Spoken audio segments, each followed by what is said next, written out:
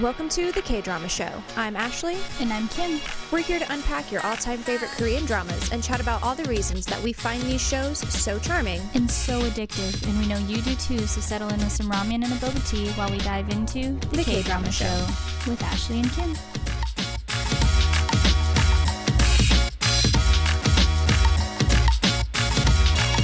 Hey, I like your sweater. Hey, thanks, me too. So brain dead already. I can't even banter right now. Ashley made us these super cute sweaters from our H Mart trip that we made last week. I'm very excited. They're warm. I am too. They're really soft. We found them in Ross's, didn't we? TJ Maxx. TJ Maxx. We were gonna go to Ross, went to TJ Maxx anyway. Instead. And she found one for her trip to Peru.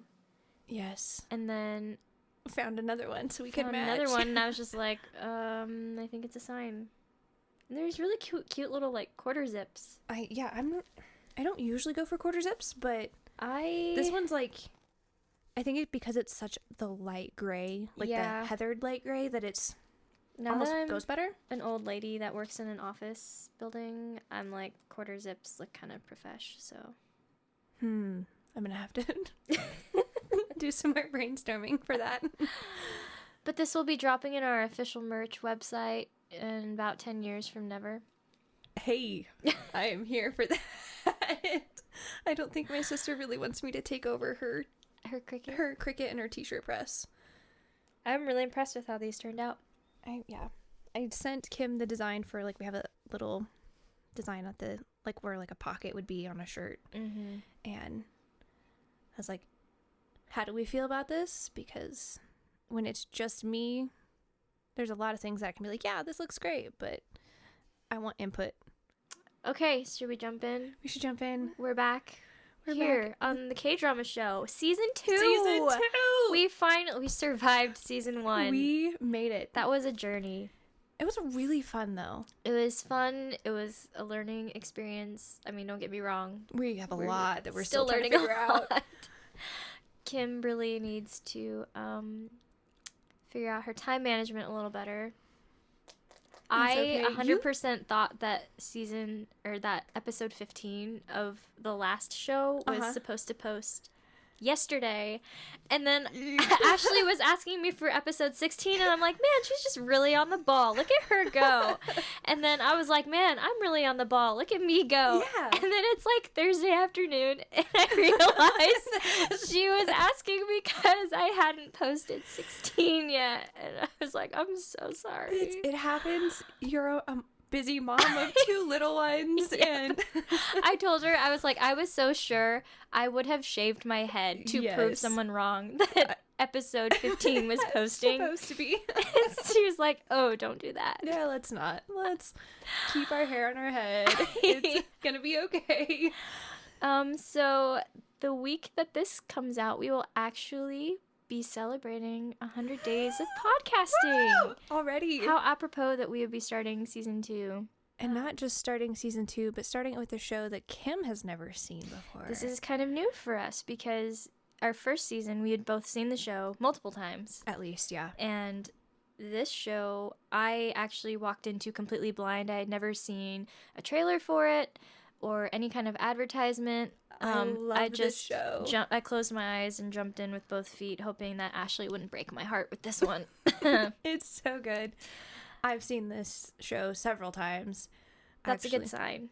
Although sometimes your tastes are a little dark, so I never know what to expect with you, my little true crime fanatic over here. There's been a few moments where, like, we're talking about a show and Kim will say something and I'm like, yeah, I know, I'm so excited. And she just goes, I don't think so. Maybe not.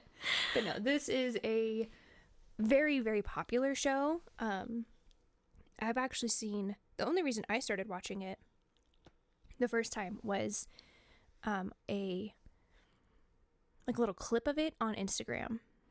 Oh. And it was like one of the fun relationships of this show. And they're just hilarious together. So we are watching Goblin. And this is how we're kicking off season 2. It's also called Guardian, the Great and Lonely God. Yes. Depending on where you're searching for it. And it's also can be called the Lonely Shining God. Or Goblin, sorry. The Lonely Shining Goblin. So it has a few different names. Because of the first time I tried to, like, when I first started looking for it, I only had heard of it as Goblin. And that was impressive. I was just like a big old glob of hair in my eye. Yes. I've never seen that before. It was a literal, like, fuzzball that came out of your mouth. I know, I kept, like, rubbing my eye, and Kim's just... when I was behind soundproofing shield. I just So kept rubbing sad my thinking eye. about all of the excitement I missed this first however many weeks. I know, it was horrible. and we are broken already. It's like 9 o'clock. This is sad. Okay. Whew. But Anyway. actually, when I started watching this show, I got really excited because I had just watched Bad and Crazy at your recommendation. Such a good show. And it was, again, one of those that took a minute to get into. I had Yes. been texting Ashley, like, when does this show stop being frustrating? And she was like, give it most of the show. Like, 3/4 of the show. Yeah, I was like, you have to wait a few episodes. It's a slower burn, but it's probably in my top 5 now. It was one of my favorites. yeah. It's going to be something I rewatch. But I Definitely. got so excited when I found out that, and she's probably told me this already, but that the show had Lee Dong-wook Ooh, yeah. in it. I love him. And I didn't recognize him at first because he didn't have his long, shaggy hair. Well, and the first time I ever saw Lee Dong-wook in a show, he had red hair, and it was long. Which show is that? The Tale of the Nine-Tailed. Does he have red hair in that? He has red hair. Maybe I've never looked that closely because he has scary eyes. That's fair.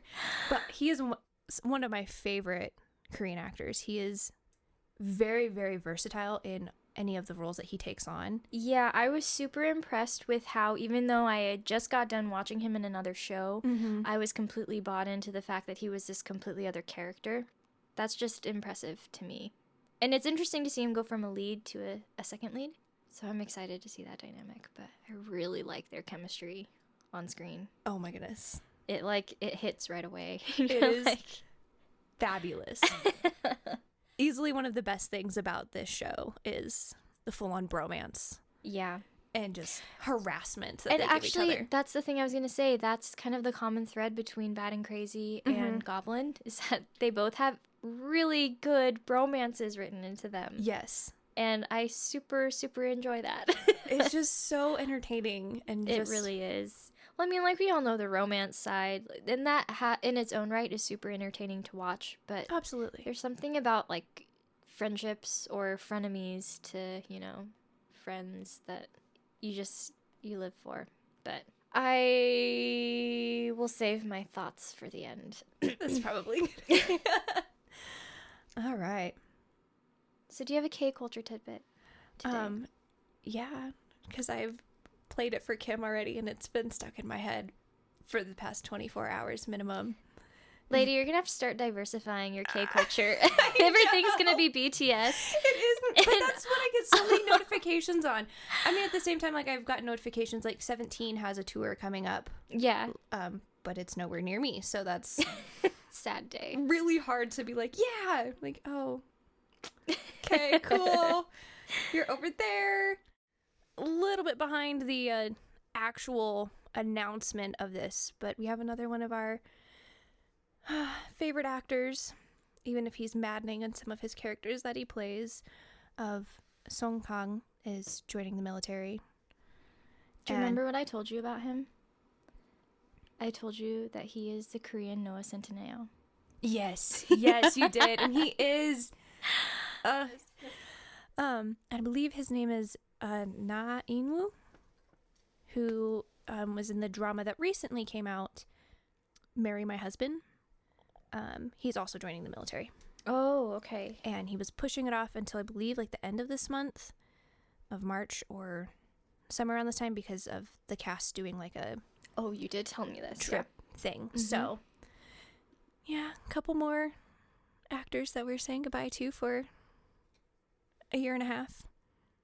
sort of sad, but that also means that it gives them the chance to get this part of their life over because it's a requirement, and then come back and just maybe have a different direction of characters they want to play. Or it'd be interesting to see if it informs their art in any way. Having not really a sabbatical, but kind of a sabbatical. Right. It would be weird to be in any sort of profession and then to just drop it for 18 months and then jump right back into it. Like, you don't really, that's kind of unprecedented in our world. Yeah, so. It's not it would totally just, like, it would derail me. I don't know that my profession, I could, because my profession's fairly easy to get in and out of. But then to jump back in and to just remember everything all at once. Yeah, that would be really hard. I don't know. It's such a big part of my life. It's like I do it all the time. Mine's kind of just like, it is who I am. Like, I would, if I had to join like something, I would probably end up bringing that part of me with me, because you'd start massage lines in the military. I would wholeheartedly. You said Sweet Home, right? Yes. Yeah. 2 and 3.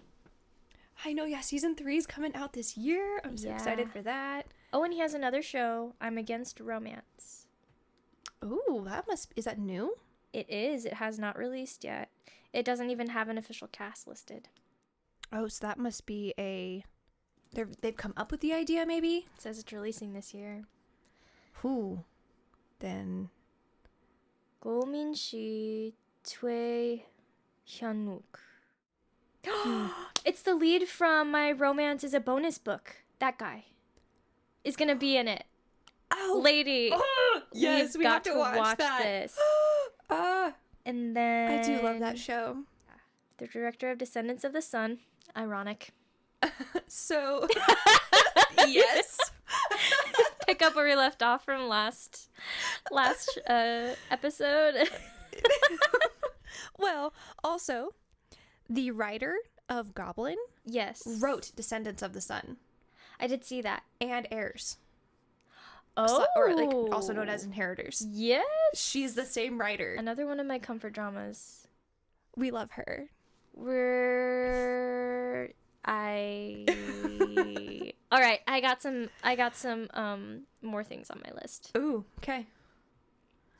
I'm here for it. I'm never gonna get through them all. Yeah, we will. The leader of okay, so I'm Against Romance. When ex-lovers decide to reunite, the two will discover whether it's a continuation of the relationship they're already familiar with or if they're starting a new relationship altogether.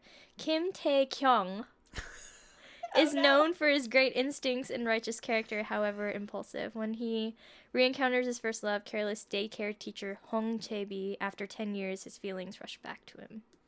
I mean, you're going to watch it for the name alone, so. Absolutely. Absolutely, we are. Kim Tae-kyung.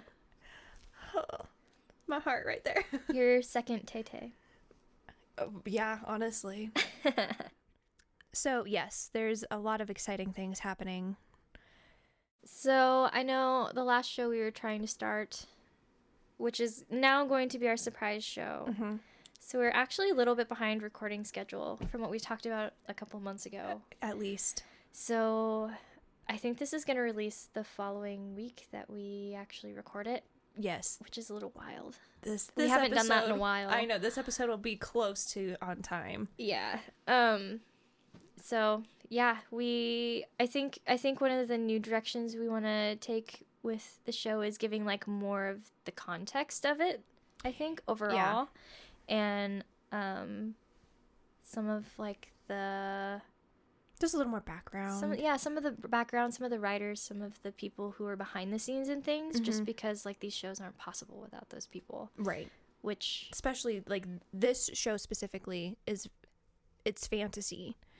There's a lot going on. There's a lot of back and forth, different time periods. Yes. Yeah, that was one of the things that was kind of hard to...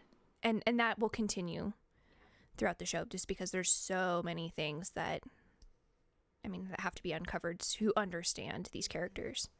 It's interesting, though, like, we don't have really a grasp of the level of work that goes into these things, mm-hmm. but the small amount comparatively of work that goes into, like, doing a podcast, I'm just like, I cannot imagine the number of people that have to actually like be a part of a project of this size. Magnitude. Yeah, it gives you a new respect for those teams. But absolutely. All right, hit me with it.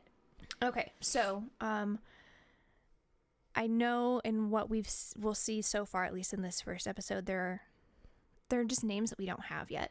Mm-hmm. But our main star, known as Goblin, or Kim Shin, is played by Gong Yoo, and I believe he's also in Train to Busan. It's like the zombie movie. Is that where I know him from? Yes. I knew he was familiar, but I was like, I've never actually seen him in anything. So the Yes. fact that you just said that, I'm like, woo. I know who this is. I believe he's also in a show called The Silent Sea, which is on Netflix. It's very good. They go to the moon. Squid Game. I know him from Squid Game. There we go. Our leading lady is Kim Go-eun, and her character is Ji Un-tak. She's also in King Eternal Monarch. And Cheese in the Trap. I haven't seen that one, and you've mentioned that one so many Baby Rage. times. And I know she's another one. I just can't remember what it is, but I really do enjoy her acting. And we've mentioned earlier Lee Dun-wook, who is our Grim Reaper. That's my food happy dance. I shouldn't be doing that right now. It's a happy dance. It just is a happy dance. And then we have Yu Ina, and she plays our character Sunny. Is that the shop owner? Yes. Okay. You might want to cut that out because that's not until episode 2 that we even are introduced to her. It's fine. But, and then another one, he's in our, I don't remember if it's the main cast list or supporting cast list, but he's a very big part of it, is Yuk Sun-jae, and he plays Dokwa. I do remember seeing him in the main cast list and thinking, that's strange. It won't be. Okay. He's kind of important. I don't know if I hate this or love this, but I feel like this feels like emotional hostage taking right now. It's gonna be great. I promise. Okay, I promise. You. So those are our main characters. Okay. Interesting. Very Some of those exciting. I would not have pegged as main characters. Yes. So I'm excited to see where that development goes. Yes, it's gonna be a lot of fun. We have a lot of just really good characters in here anyway. There's just some familiar faces that are more supporting cast, but they are phenomenal. Like, I don't remember who plays the aunt, and I know she's in a lot of different shows, but she's the most infuriating human being. That's how you know they're good, Mm-hmm. is when they make you hate them. So much. And she's probably actually like a really normal, sweet She's person. like one of the nicest people. I've watched enough behind the scenes actually for this show, and she's just like so nice. She's in The Glory. Yes, she is. And I Chocolate. did like that show a lot. I refuse to watch it. I don't blame you. It's very dark. It's super messed I think up. you'd probably scar me for life if I think I told you to not watch it. I think you 'cause did. Yeah. It came across my recommendeds, and I was like, maybe. And then No. I thought about it, and I was like, no. If Ashley said no, and then it's a hard pass. Yeah, you won't enjoy it. Do you have a little synopsis of it, or do you want me to go for it. what I have? Okay. So, decorated military general Kim Shin from the Goryeo dynasty is betrayed by the king that he serves and is forced to watch his family die before he is transformed into a goblin. Dedicating his lonely immortal life to saving people with his supernatural abilities, he wanders the world waiting for his goblin bride, who has been prophesied to pull the sword that has been stuck in his body. The bride is the only one who can pull the sword out so the goblin's soul can be released and can rest at peace in the afterlife. 19 years ago, Kim Shin saves a pregnant woman from a life-threatening accident, and from then on, the child, Ji Un-tak, has the ability to communicate with beings from the other side. Despite all of this, she manages to stay optimistic and grows up well. Is she the one that can remove the sword and lift the curse that has been plaguing Kim Shin for hundreds of years, and what obstacles must she overcome with the abilities that she has to live? Did you write that? Yeah. That was really good. Thanks. It took a lot of inspiration from the The description. Vicky, the Vicky description. And then, like, I'm like, I've seen this also before, so I can actually write about this. This does help. This just helps a lot. All right, so on that note, should we jump into the episode? Let's jump in. All right, both feet, here we go. Yeah.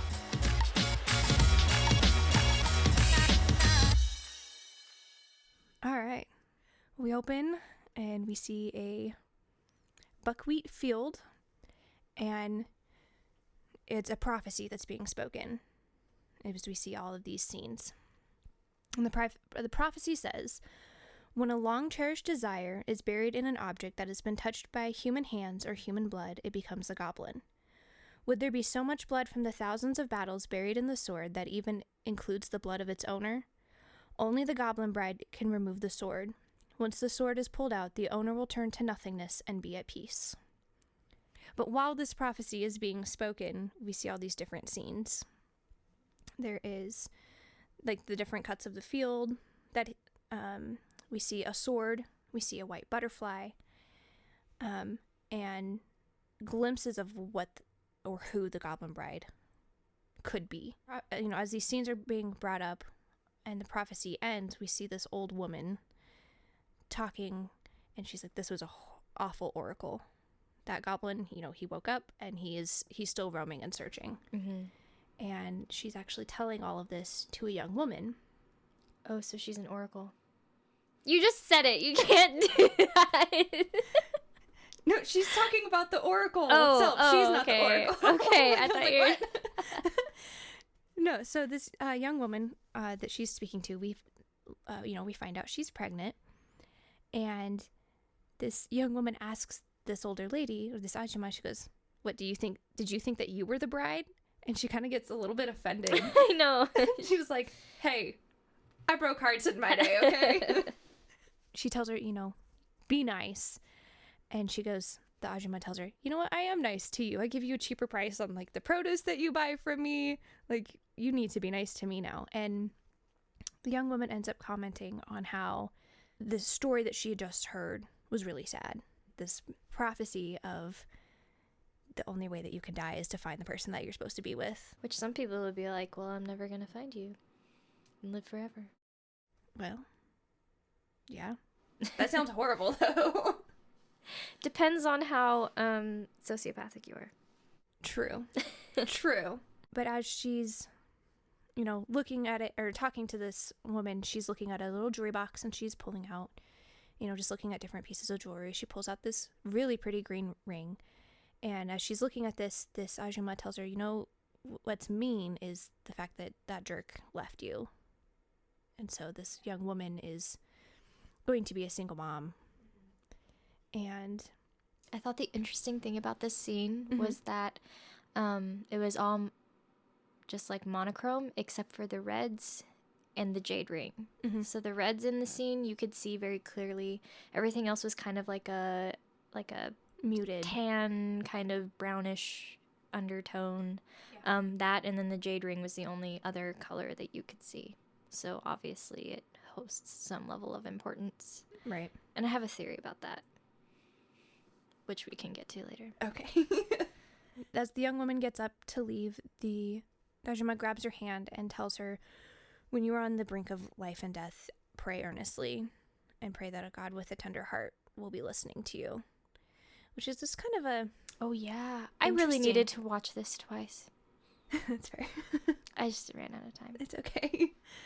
And as she's finishing that statement, we cut to Paris, 1968. And we see a man walking down the street, and he stops in front of a house. A Korean teenage boy runs out. And we are in Paris, so... And this man stops him, and he goes, that would be a bad idea. If you leave now, your life's just going to get worse, and you'll never see your mom again. And this boy just stares at him, and he's covered in bruises, like his lip is cut. And he goes, who are you? Are you Korean? Well, you're both speaking Korean, so I'm going to go with probably yes. But he just tells him, no, I'm a lot more complex than that. And as he's talking, he moves a flower pot to the middle of the stairs. And he looks at the boy, and he goes, it's now your turn. you need to speak clearly. Tell your dad that he adopted you and he needs to raise you well. And then you need to tell your mom that you're hurting and you need her help. And, you're not going to die by slashing your wrists like that. Don't avoid eye contact. Speak clearly. And the boy just looks at him and he goes, if I die, are you going to take responsibility? And he just goes, that's why I broke his ribs. And the boy's father runs out, trips over the flower pot, and you just hear crunch. I don't want to know how many ribs got broken. It sounded pretty bad. And then you're just like, here's your lunch. Have a good day at school. Make sure that test question number blah, blah, blah number is 17. This instead of this. It was interesting. I was like, okay, so this guy either sees the future or he exists outside of the timeline. Mm-hmm. And then, like, the narration after that says he was human. And I was like, what? Hold up. Care to expand upon that particular word? So I had lots of questions. He is fire, water, and wind, light and darkness, and at one point he was human.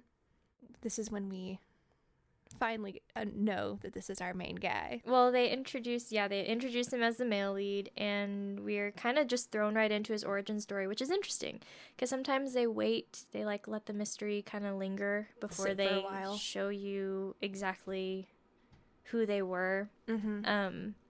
Or that's part of their story arc is their origin story. But I guess you said they kind of go back and forth between it, so maybe they're not done with that.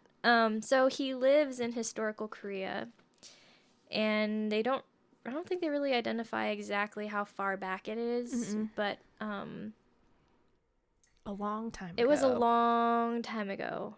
And he is seen fighting in this bloody battle with the goblin sword, which we saw in the opening. Yeah. And I thought it was really interesting that this sword was more like a broadsword. Versus massive. Versus kind of like the very sleek looking, kind of narrow and curved blades that you would see traditionally in like that region in that time. I would think, I'm not a historian, so don't come at me, but right. That's just not what I think of when I think of this period for it's a big old a broadsword. Yeah. It was very interesting. It kind of looked very anime. But awesome. Which makes me think that this was based off of a webtoon. I'm gonna have to go do some Googling later. Oh, yeah. That I don't know. So they refer to this guy as Shin, which is God in Korean. So Kim Shin. And he meets this guy on the battlefield. I mean, he's just tearing people up like left and right. Well, he was known as the god of war. Yeah. For his kingdom. Boy. That's a video game reference that you may or may not get. Anyway, okay, so my husband's the esports coach at school. It was bound to happen sooner or later. That's true. So he is just like mowing people down with this sword, which is hard work. Those things are heavy. Yeah. I mean, heavy.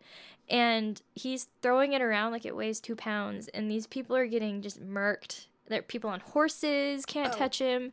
He is killing it. Yeah. Literally. Yikes. Anyway, so he sees like the general or the captain or whoever that's leading this opposing side into battle. Basically is just like, bye. And he takes off for the hill, and he's just like, nah, fam, I'm coming for you. So he grabs one of those horses, and he just takes off after him and basically ends the battle in one fell swoop. Because you don't even see what happened. You just assume that the guy was in one piece and now he's in 2. Yeah, at least. And it was a little bit brutal. He returns to the people a hero, and they're like praising him in the streets. They're like bowing to him in the streets because he's this war hero, and like you said, god of war, because he's just unbeatable. And they arrive at the palace gates. But this was interesting to me. So rather than be met with welcome, the king has declared Kim Shin and his men traitors. And so they are to remove their armor and lay down their arms and basically be arrested. But they're too proud and confused at this command to actually comply with it. And so it's shocking.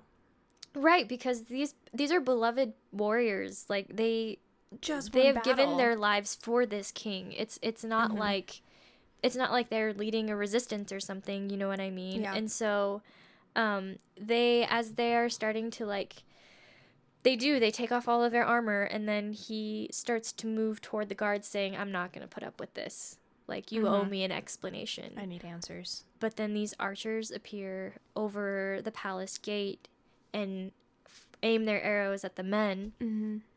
And he's like, no, we've fought battles for the king. We're going in. You can't stop us. And then they just like take them all out, mow down half of his men, and the other half are just like, all right, cool. We'll, you take us. I don't want to be part of this. I'm too tired. Well, and he's in horror at this show of power against them. Because, again, he has no idea what is happening. Right. Why are you accusing me of this? Right. And up to this point, he was kind of showing this bravado, like, you won't do this. Mm-hmm. And then he realizes, oh, crap, this is not good. I'm not getting out of this is in bad. one piece. Yeah, that was a bit intense. Well, then there's a call from the other side to open the gate. And we see the king's advisor, or at least one of them, telling the king that everyone is referring to the general as greater than the king, greater than God, and is going to overthrow him.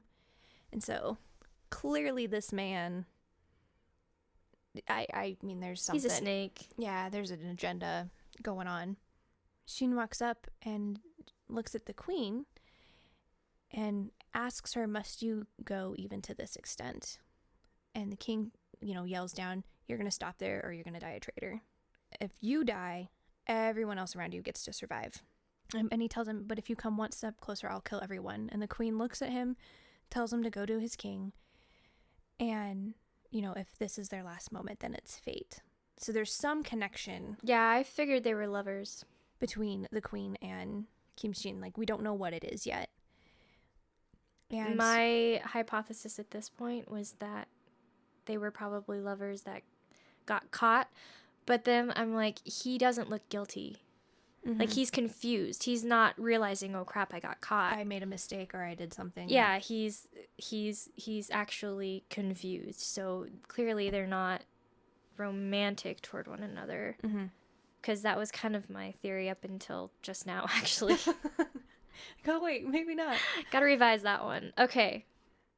So he takes another step towards the king. The king yells that it's treason and that no one in his household is allowed to survive. The first arrow flies and it actually lands into the queen's chest. And then, like, his household, and this is probably like servants, extended family, they just start Hacking. killing all of them. As he gets closer, more, people get killed and he stops and we kind of just get like a pan back of just like everything that's happened. And the king's advisor calls for everybody to halt and asks why the quote traitor isn't on his knees, and somebody comes up from behind and just Takes out his tendons. Oh, I have knee problems anyway, and watching that, I've seen this show so many times, and every time I just recoil physically the at the cringe and the horror of the pain of that. But he's, he falls to his knees, and the general's right-hand man actually manages to come in and it's like, what's going on? Like, stop. Yeah, he had an arrow in him too, so he's not. I mean, he is like beloved by his men. Yeah. Which speaks volumes about who he is as a person, as a leader. Mm-hmm. Which is obviously why they are afraid of him. It's because he has the ability to be a benevolent leader. He has shown that he can be a benevolent leader. Right. And usually people that aren't benevolent leaders are a little bit intimidated by that. Yes, exactly. So his right hand comes in. He's trying to defend him, but Kim Shin is just staring at the king and just like in shock, basically, at this point. And the advisor tells everyone that the criminal's gaze has caused the royal mind to be in disarray, so be sure to kill him. Okay, this guy is clearly power tripping. And Hard. his issue is that if this general were to ever gain the support of the people as the new king, then obviously that guy loses his position in the palace. Or his head. Well, yeah. But I'm just assuming that's what's happening there. Mm-hmm. But to me, I was almost wondering if this was a young king. Like, they don't typically depict the kings this young. Right.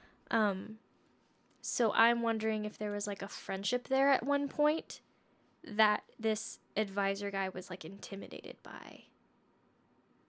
Okay. I like it. Okay, you're smiling at me. Like, I like it. I like hearing theories of it because I've already seen it. Yeah, I'm just spitballing here. I have no idea.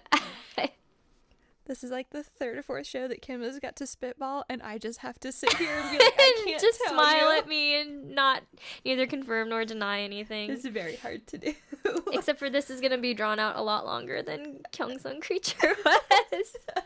Or Bad and Crazy. Or Bad and Crazy. I finished another that one in like a few days. That was so good. Anyway, so another guard tries to take out the general, Kim Shin, and he takes him out, and then he hands his sword to his right-hand man and says, that wasn't his to right. take. Yeah. I need you to take this for me. And so his right hand takes his sword and he goes, like, he is crying right now, and he's like, I will obey my general's order. And he's like, I'm so sorry. I'll follow you shortly. Yeah, and he thrusts the sword into his chest, and then he is also killed by a guard. And we see, more of the courtyard again, as the advisor is saying, you're going to take his body, you're going to throw it out into a field, you're not going to bury him, you're not going to pay respects. The only thing that he deserves is to be, left to the animals. And as we pan back, we see the queen wearing a jade ring. Mm-hmm. And so, okay. Again, back to my theory. Okay. The reason in that opening scene that we see only the color of the red and the jade ring is because the jade ring was like bled upon by all of the death in the palace that day. Oh, okay. I like it. I'm here for it. I don't know. I haven't thought of that one. I mean, that could be part of It it. clearly doesn't play a very big, like, narrative role, but I Right. just am wondering if that's what they were trying to get at. That the jade ring maybe means death. Ooh. Okay. Stop thinking so hard about it. You're making me. I'm sorry. Okay, so with Bad and Crazy, I was right on like my second guess. I know. My second theory You of were. what the plot was, but she just kept saying, "Oh, okay." Oh, okay. And I literally came up with maybe 8 more theories. I got to like aliens. Like so out hard. there because you would not confirm that I was on the right plane of thinking. Well, I asked you if you wanted me to, and you said no. I know I did. You did such a good job because, man, I was hard pressed to find some kind of theory that you would like acknowledge. It's so hard. So if I just smile every time, you're never gonna yeah, know. exactly. Oh, that was so funny though. Oh, I enjoyed that one a lot. Anyway, I think the jade ring means death.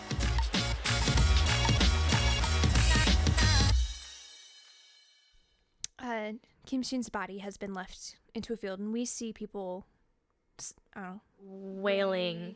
but they're also like a pretty significant distance away, and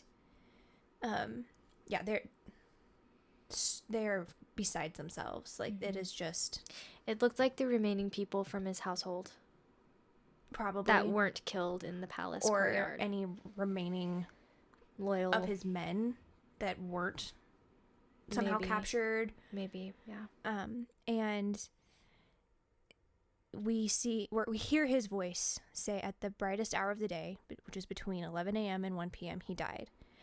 But leading up to this, they were praying to the gods to spare him. Yeah, like, please, we just want him to And come back. he wasn't dead yet, which was wild to me. That he was in the field, like... Well, I guess it also depends on where you're impaled for, like, what organs, it does Well, the hit. fact that they left it in is what kept him alive so long. Had they pulled it out, he would have died right away. Instantly, right. But they left the sword in him, and that just prolongs his It makes it so much worse. death. So much worse. Yeah. So as time is passing by, though, a white butterfly flies to the sword, lands on it briefly, and then it flies away. So the butterfly means something. The butterfly, yes, means something. So then we cut to modern day.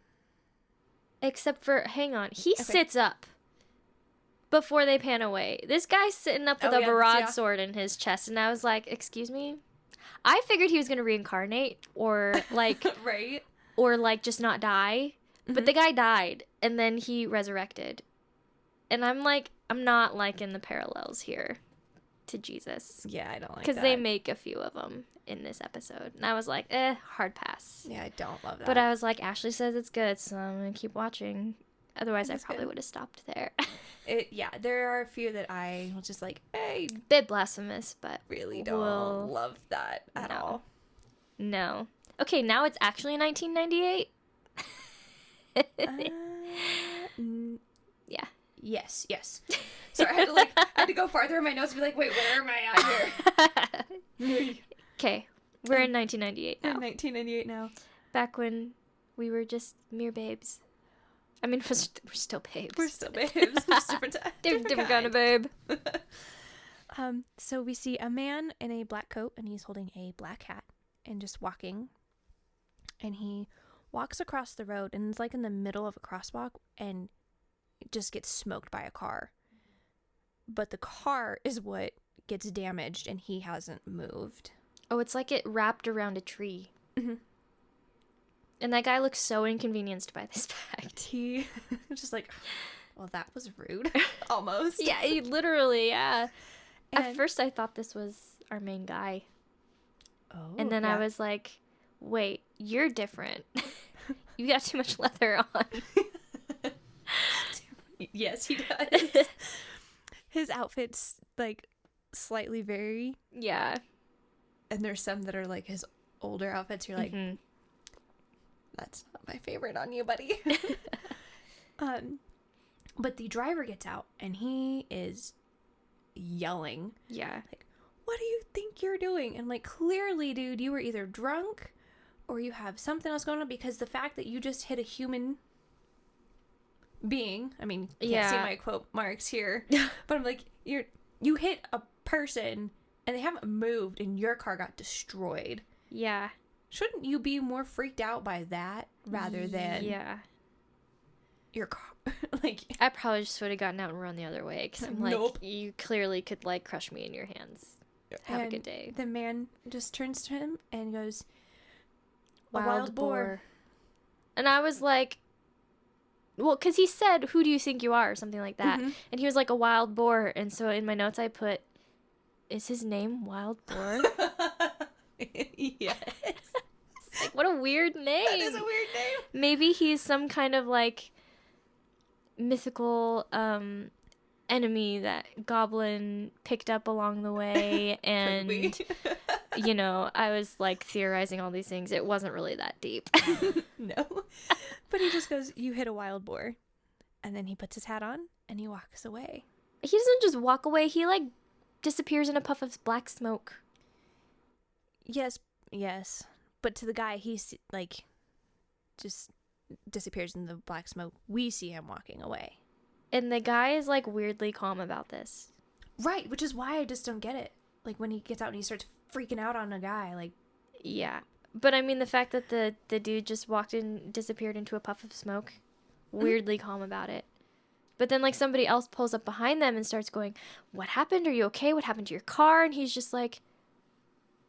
This, like, glazed look goes over his eyes. He's like, it was a wild boar. And he's, like, so convinced, and you realize, oh, okay, this guy has the ability to change his perception of reality. Right. And the guy's just like, a wild boar. Okay. Yes, in the middle of Gangnam. In the middle of Gangnam, you're going to tell me that there is a wild boar Totally believable. in 1998. Yes. Correct. Okay, what have you been drinking? Can can I find some too? Well, and a crowd starts to gather, and these people are looking at the car and just trying to figure out what happened. And then you see that there's, hanging out of the trunk, there's this hand, and a woman is back there. And at first you're like, did he kidnap her? Why is he not more concerned about the fact that, like... Also, why is she in a trunk? Yeah.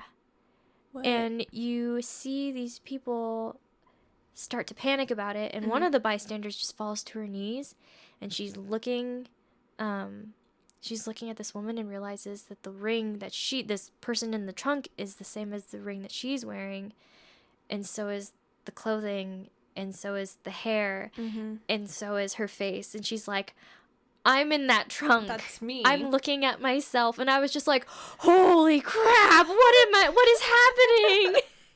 What? I don't know how I feel about that. I was like, whoa, major plot twist. This is not. Because at first I was like, okay, maybe he's like a predator catcher, a hunter or something, you know? And then he just like pops up next to her, and he looks at the lady and goes, Huang Miyang, and rattles off her birth date, rattles off like the lunar date, the time of her death. And I'm just like, oh, that's strange. What are you doing, sir? And it reminded me almost of the one with the guy from Cafe Minamtang that I actually watched. Doom at your service? Doom at your service. And I was like, is he an observer of death? Ooh. Kind of. Kind of, yeah. In his own way. Well, because then we cut to a shop, and it's a tea shop, actually, and a little cup of tea has been placed in front of this woman, and, you know, this man tells her, you need to drink this, because then you know, it takes away all of the memories of this life. And she's like, well, what if I don't? And he's like, the only time you should regret was this life, and you shouldn't have to regret anything else after this. I was still trying to figure out if this was like had sinister undertones or not at this point. Okay. It was really strange. Yes, well, that is because he is a Grim Reaper. And so his job is to ferry one soul from one place to the next. So drinking the Oblivion tea basically is, you know, Part of that process. Right. He has sent her off. He goes and takes care of like his little shop, make sure it's all ready to go. He's cleaning the teacup. And at the same time, we see Kim Shin walk by. No, wait. He walks through that door to place the teacup on a shelf, and that thing is towering. It is like 50 feet tall, and that's just what we're seeing. And I mean, there are thousands upon thousands of teacups on this wall. It's like Mary Poppins' bag. But just a tea shop or a tea house. And all of the cups are different. And so I'm like, is this like a metaphor for their souls being in these cups? Oh, okay. I can see why you were thinking sinister. Yeah. And I was just like, oh, crap. He just like keeps people on a shelf forever. In a teacup. No, he doesn't. No. But still, it's weird that he has so many freaking teacups. He must have one for every single soul. I think so. I think that's what it's supposed to be. Okay. I don't know if it's supposed to be like a... Because, like, there's been other shows that I've watched where it has, like, Grim Reapers in it, and it's like you have to have, like, a quota that you hit every month or... Yeah. Whatever, because it's treated like a business. So I don't know if that's the type of thing that they're kind of just continuing on. Or just showing that he's been doing this forever. A long time. Anyway, carry on. I was just really amazed at that fact for some reason. Huge wall. Yeah. Wait, well, because as Kim Shin is walking past this wall, what we see on the outside is it's like a hill going down, so it's like a courtyard level of what that wall is. So then on the inside, that wall was definitely significantly taller. No, yeah, that was like skyscraper. At least. I'm assuming. And it didn't show how deep it was either. But we were far enough back to see, like I said, like a 40-foot ceiling. At least. And it continued past that, so. So clearly there's some type of magical cloaking. There's some kind of ooh going on, right. And I was very confused. That's fair. And as he passes this wall, he looks and turns, and at the same time, this man has put his hat back on and looks up and they see each other, and Goblin just goes, Grim Reaper? And Grim Reaper just goes, Goblin? And Goblin goes, what a vulgar hat you wear. But here's the weird thing. So Grim Reaper, right, is looking out a window into the street. Yes. And then outside, Goblin, like, stops and looks him in the eyes. Through a concrete wall. It's through a brick wall. Yeah. You don't realize that at first, but he's talking to a brick wall. Mm-hmm. I put LOL, what? That's fair. Well, I love when he just goes, what a vulgar hat you wear. And because Grim Reaper just pushes his hat up with his finger and he's just like, if that doesn't set the tone for the rest of their relationship. It is so funny. Anywho. So, Goblin, we now know his name, has returned to what appears to be his home after apparently 20 years, according to his butler, keeper of the home. Helper person, yeah. Yushinu. And he introduces his grandson, who's like, 8 or 9 years old, Tokwa, to Goblin. He's 6. Well, we don't know that till later, right. But yeah. He recognizes him as someone from the Koryo period many, many years ago. And we have a flashback. And it's actually 2 people with the face of this butler and the face of the grandson mourning General Shin's death.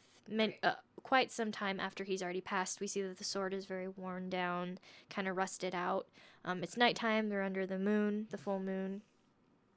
And this old man, he dedicates his grandson's life in service to General Shin, just as he says his own life is about to end. So since his time of service has gone up, in a show of devotion to General Shin, he's going to devote his grandson's life to the exact same. And as they're talking about this, the sword like starts to glow green under the moonlight. It's starting to like move, and I was like, okay, this is weird. But then you hear this voice saying, the desire of your people is saving you. However, the blood of thousands is on your sword. They were enemies to you, but they were also God's creations. Stay immortal alone and watch your loved ones die. You will never forget any deaths. This is my reward to you and the punishment you will receive. Only the bride of the goblin can remove that sword. Once the sword is pulled out, you will return to nothingness and be at peace. Okay. Casual. I would not have stuck around long enough to hear that whole speech. I would have grabbed my kid and been like, bye. I don't want to be here anymore. I'm not staying for this. I do not want to be involved with whatever woo is going on here. Right. Goodbye. Have a nice day. Things are turning green. He's floating in the air now. And this is not even in a time of the world where you could explain this away with science. Like, this is... You can be like, this was aliens. Clearly the gods are up to something, you know what I mean? Right. It's no.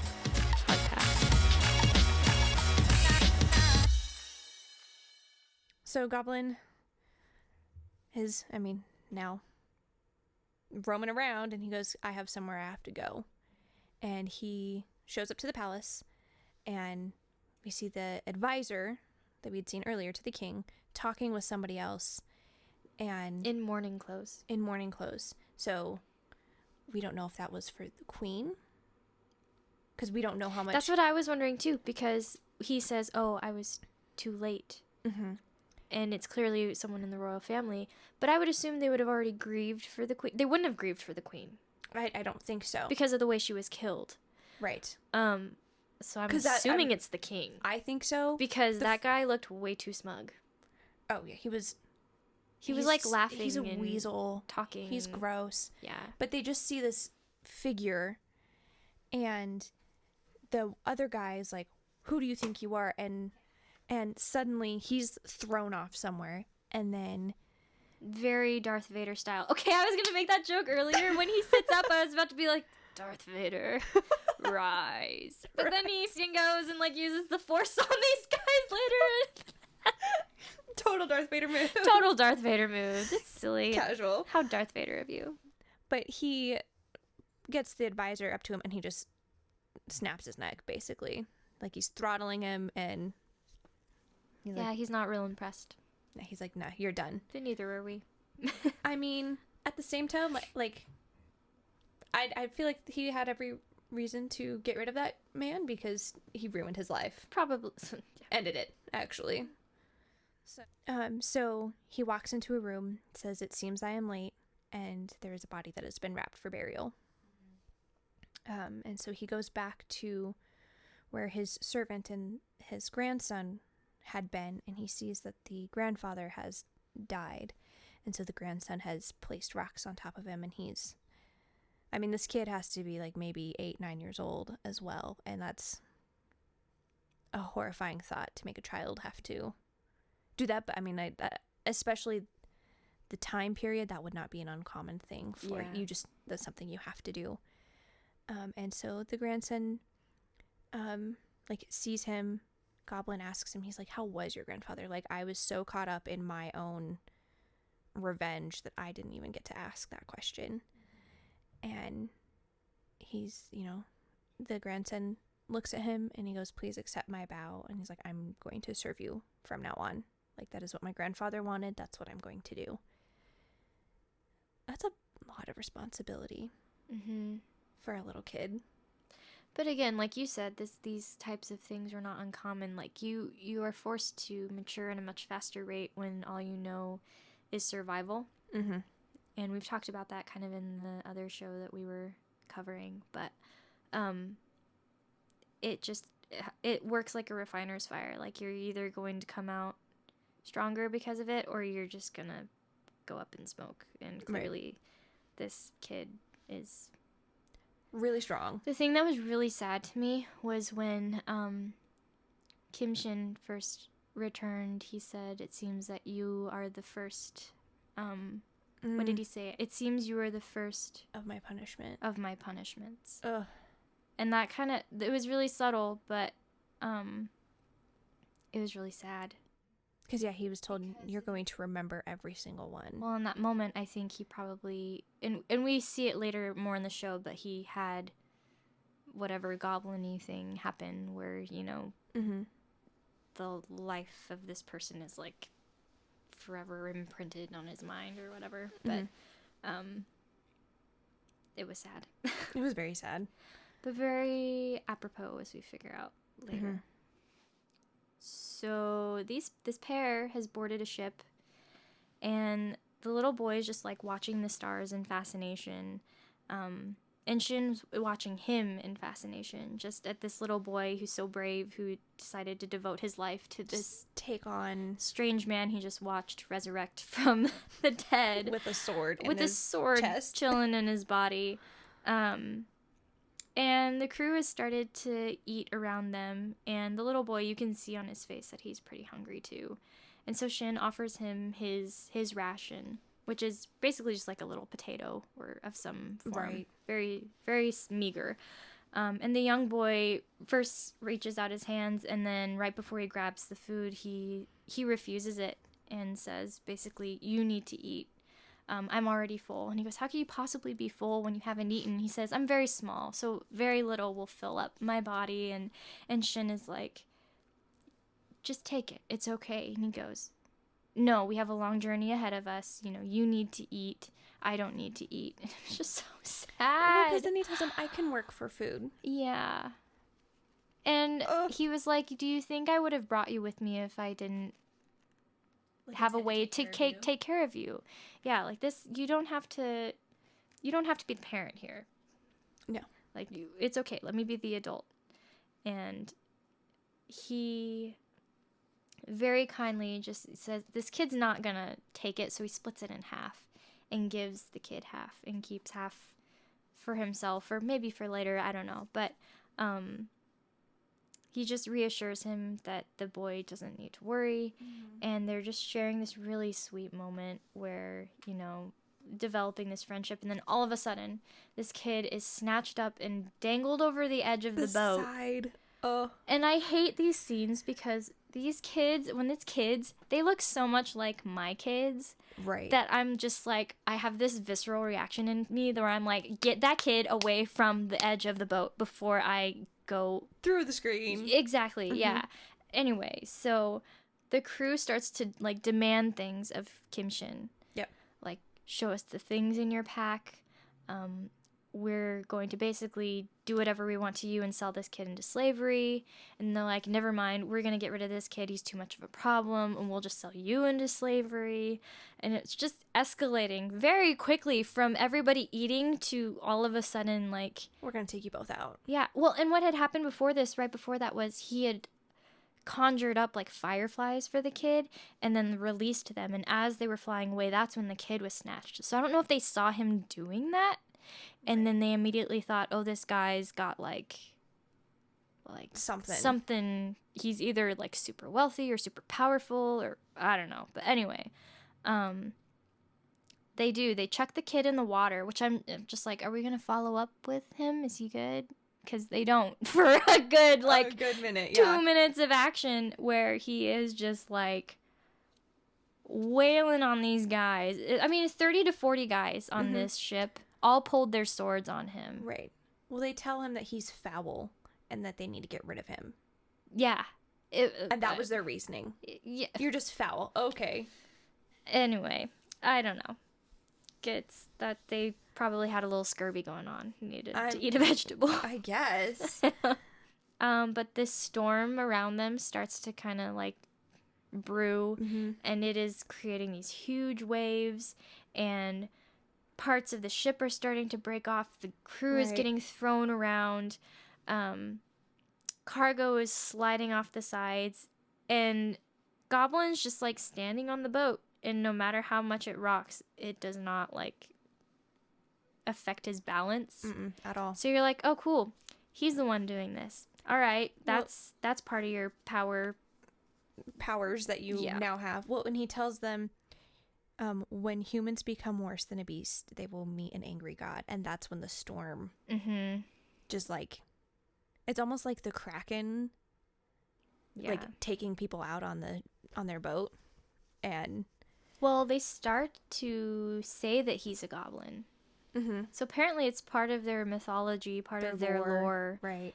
Even in this time period. But they start to get really freaked out, and then the ship basically just like starts to capsize and go down. Still don't know where the kid is. I mean, I was like, is he just dead? Gone now? They had this really sweet moment, and you're thinking, oh, he's gonna like grab him and save him, and then they'll fight. No, he's just chilling in the water somewhere. Maybe hopefully protected from the storm since he's the one controlling it. But this was the other place where I was like, I didn't like the parallel to like the Sea of Galilee with Jesus and the storm and the calming of the storm. I felt like that was a little bit too on the nose for me. But I don't know. They didn't linger on it, so I kind of let it go. But well, and there's more moments. His emotions have to do with the rain. Yeah. And storms. Yeah, we see that more in episode 2, I think. Right. So that's like one of his things is it's just like thunderstorms. Yeah. And it has completely to do with his mood. And yes, that is more episode 2 that we see it. But clearly the kid has to be saved in some capacity for his line to continue. Shows up, yeah. He hasn't sired any children yet, 8 or 9, hopefully. Anyway. I would hope not. But we're now back to present time of 98. And Goblin is sitting on top of a building. He's drinking, just staring out at the city and just kind of like, wow, this is peaceful. And, it's nice to be back.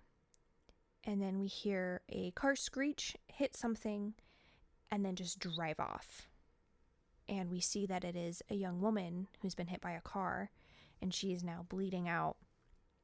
And she begins to beg. And she's begging earnestly, just like she was told to. This is our pregnant woman from the beginning of the show. And she's going, please, if there's anyone out there, please save me. And just obviously begging for her life. And it kind of flashes back and forth between the woman begging for someone to save her and the goblin just hearing it and being like, drinking his beer, contemplating, I don't know if I want to, and then just being like, you know what, I don't want to deal with death tonight. I don't want to think about it. Because he had just made a comment about how, like, oh, it's finally quiet and peaceful, because he'd been hearing all the screams, and then it stopped. He was like, cool, I'm gonna drink my beer and be on my way. Right, and have a great rest of my night.